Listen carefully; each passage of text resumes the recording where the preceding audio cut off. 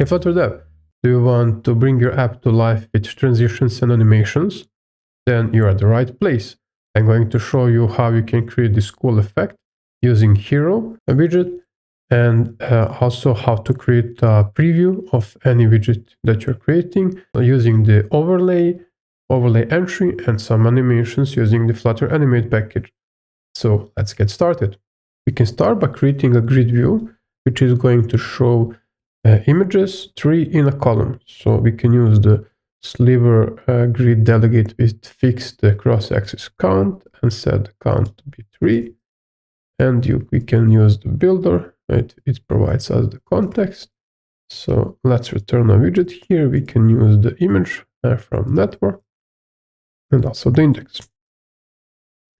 We can use this free API, which is generating random images, and it's called Pixum, which is basically lorem ipsum text for images.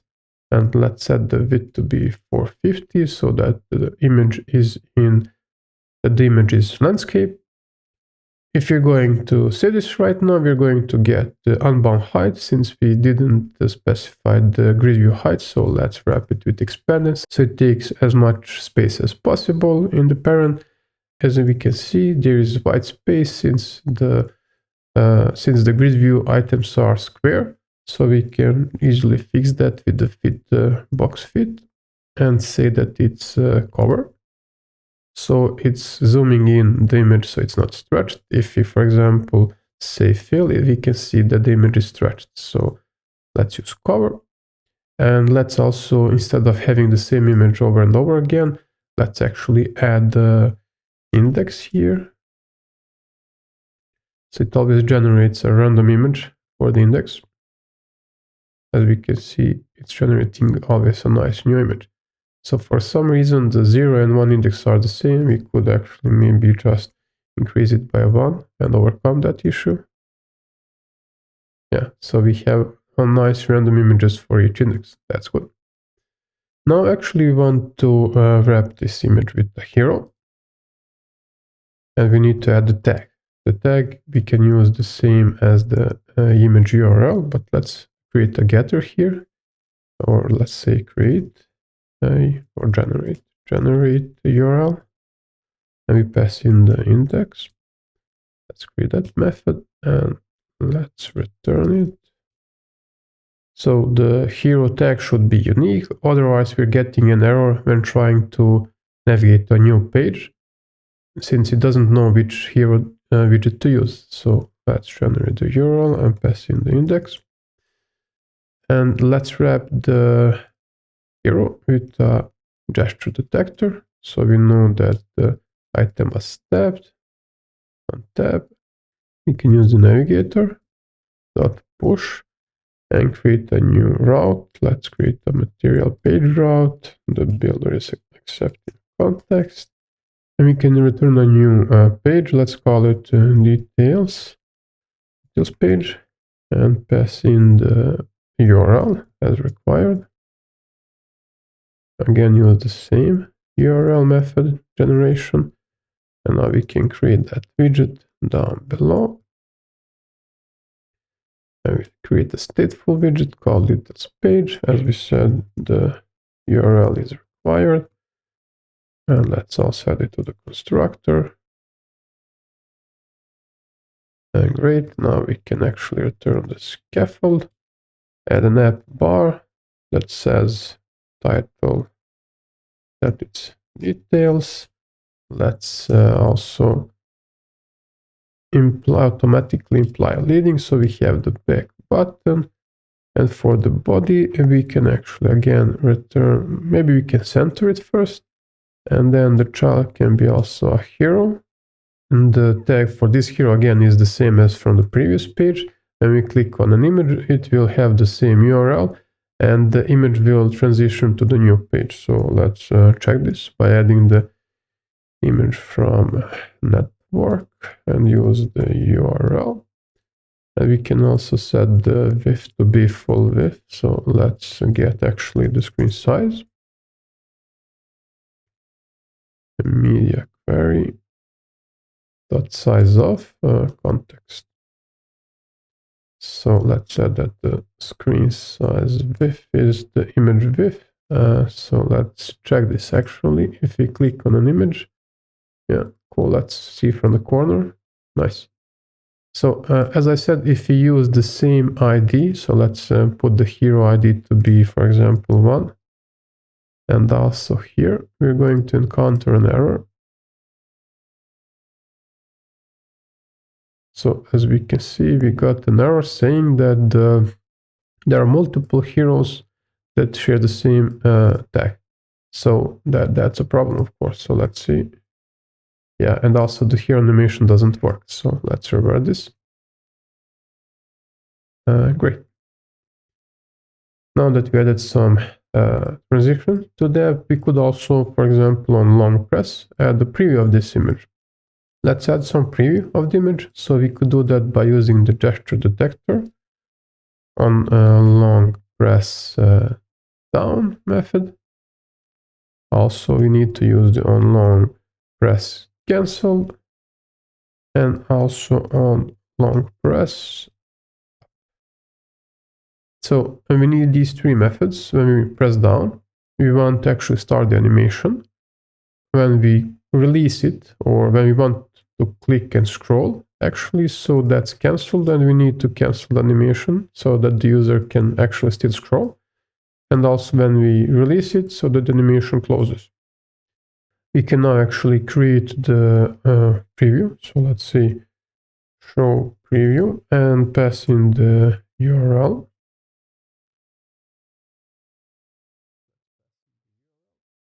And let's generate this method. So it's not returning anything. We need here actually to create an overlay entry.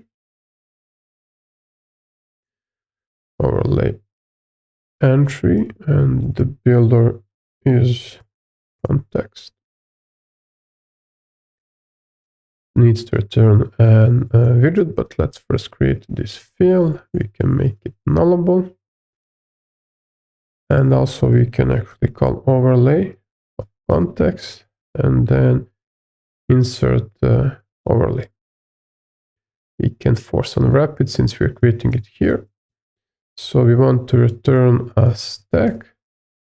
First, we want to set the background to be black transparent, so we can use the positioned fill, and the child can be a container, and the color is a color black, colors black, and we can set it to 45.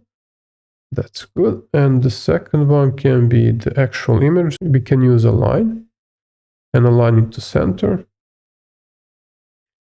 And we can also show the image from the network as the child and use the URL to load it.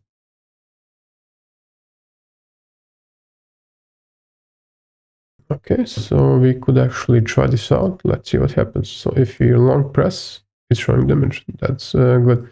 So maybe we don't want to take up the full width. We need to remove it once we release the long press. As we can see, it's not closable now. So let's create a method to remove the overlay. We can call it cancel, or let's call it hide overlay. Hide overlay, and we can check if the overlay entry is mounted. We can set the default to false, and if it's mounted, we can call overlay entry.remove. Now is the good time to take a small break. Click that like and subscribe button and drink some water. Stay hydrated. Thanks, and continue watching. So let's add this on long press up. Reload it and check what happens now. So if we release it, we can see the image is hidden. So this works fine. But if you want to scroll, as we can see, that's not really going to work properly. So what we need to do is also here to hide the overlay. So let's see what happens now. Yeah, we can start scrolling, but as we can see, the animation is blinking and also some unexpected behavior here. So let's reload it again. We can overcome this issue by actually creating a timer and then starting the animation. So let's do that. start timer, and let's create the method. So first we need to create the timer, and the duration can be duration, and maybe let's set milliseconds to 450. And then we can call show preview. So it's also expecting here the URL. Sorry, it's expecting the index. And let's create the field, make it nullable. Also, we need first to check or to cancel the timer if it's already running. And let's start a new one. And we could actually create a new method for cancel timer and call it here just to be sure that no timer is running.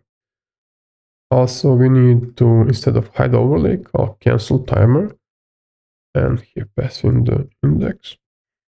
And also on hide overlay, well, yeah, on long press up, we actually just leave the hide overlay. So let's check now. Let's do a reload. Yeah, maybe we can decrease the delay to something like 350. Let's check now. Okay, and we can see scrolling works just fine. Cool. Now let's actually add some life to this overlay animation or the preview, however you like to call it. We need to import the Flutter animate package, so let's do that right now. Now we can animate the image, so we can call animate, and maybe we can add a scale effect, set the delay maybe to 100 milliseconds, and the duration to 450 milliseconds. And let's see how this works actually. Let's do a hot reload. Looks nice, I would say. And the only problem is that it's animating to the center. So we would need to actually, or we want actually animation to move from the position where clicked and to animate to the center. So in order to do that, we actually need the position or offset. In order to get that, we need to use the global key. So let's do that also. Let's create a file global keys variable where we're going to store the keys. And it's a hash map of index or int and global key, so we can also dispose them later on. So we need to pass the global key to the image. Let's check. Here's the image. We can create a getter for the global key, get global key by index. And let's create that method. It's going to return a global key. We can check if the map contains already the key on that specified index. So let's check. If it contains it, we can return it. So we can call global key index. We can also force unwrap it here. And if it doesn't contain it, we can create actually a new key. New key equals a global key. And we can add it at the specified index. New key and return the new key. Great. So if we save it, now we can get the offset and pass it to the show preview. So let's require an offset here. So we can get the render box from which we're going to get the offset here. So let's do that. Render box equals to global keys, and then get the index and use the current context dot find the render object as a render box. Since it's nullable, we also need to call it like this. And from the render box, we can get the offset by calling local to global and setting the offset to be 0. Now we can use the offset in the show previews. Let's say that we want to move the image, and let's set the delay to to be maybe also 100 milliseconds, and the duration maybe 350 milliseconds. So we can set the beginning to be the offset and the end to be offset 0, actually, to be offset 0. Let's see how this looks. So if you start from the bottom corner, we can see that it looks nice, but it's always starting from the center here. So let's see the top.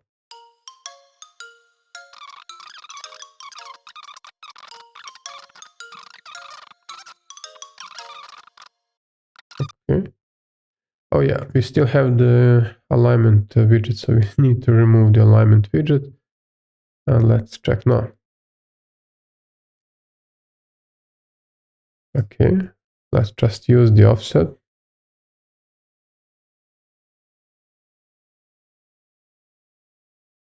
Great, now it works a bit better.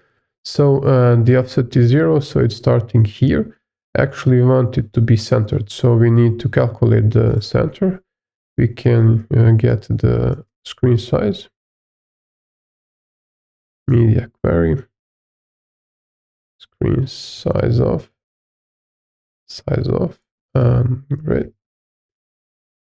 And now the end should be a new offset.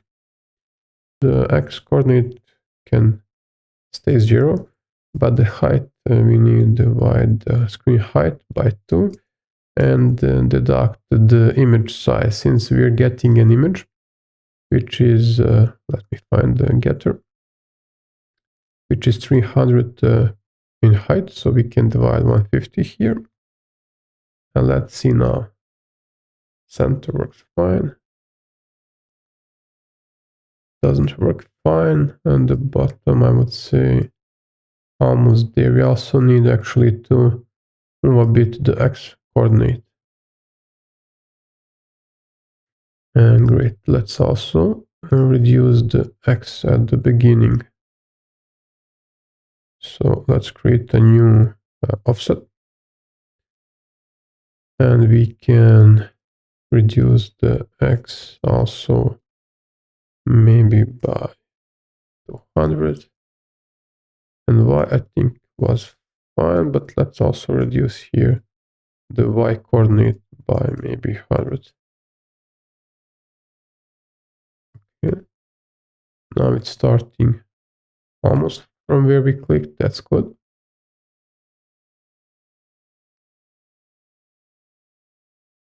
Here's a bit of offset to the left.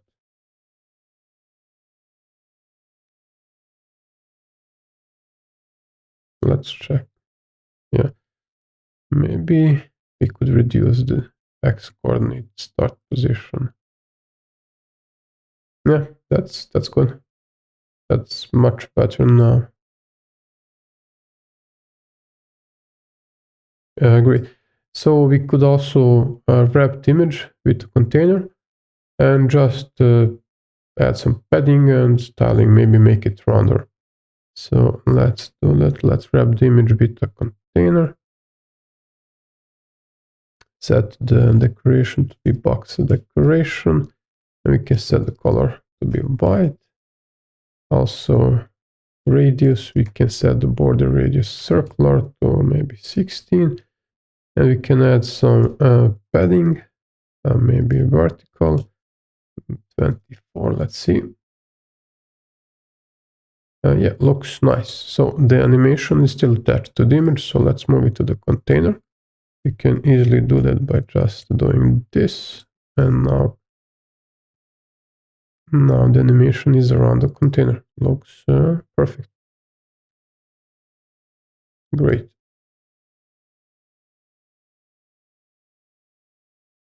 Let's see when we scroll. We can also enhance the preview by using a color picker from the image and adding a linear gradient here. So we could use a nice Flutter package, which is called a palette generator. Let's add the palette generator package, which will help us get the colors from an image. Now we can use the palette generator.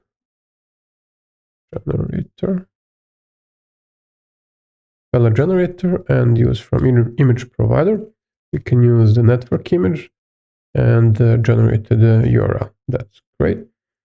And we need to actually await the result, make it async. We could also set that we want, for example, a maximum of 3 colors. So let's say that it's 3. And we can also set the timeout. Since we don't want to wait forever, for example, we could set the timeout to be maybe 600 milliseconds. Okay, now we can use these colors. Instead of setting the white here, we can set a gradient and use the linear gradient here. And the colors are a list of colors, so we can get the colors here and just convert it to a list. Since we don't know how many items it can contain, maybe it's containing 0 or 1, but the linear gradient is expecting at least minimum of 2 colors here. So let's add a check here that the length is bigger than 2. If not, we can just return a default list of white colors. And let's see how this works. So now if we long press on this image, we can see that we got 3 colors. The preview is now much nicer in color, since it's picking the most dominant colors and also highlighting them on the box decoration here. Congrats on making it till the end. If you have any questions or got stuck, please leave a comment down below and I will be happy to help you out. Thanks, and until next time.